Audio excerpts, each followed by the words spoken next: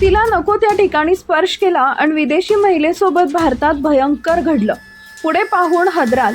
जयपूरमधील प्रसिद्ध जलमहल परिसर, पर्यटकांची गर्दी आणि त्याच गर्दीत एक परदेशी महिला नम्रपणे उभी असते, पण पुढच्या क्षणी परिस्थिती बदलू लागते. एका मागोमाग एक लोक तिच्या भोवती जमा होऊ लागतात. काही जण व्हिडिओ शूट करू लागतात, काही जण फोटोच्या बहाण्यानं खूप जवळ येतात आणि मग काही जण तिच्या परवानगीशिवाय तिला स्पर्श करताना दिसतात.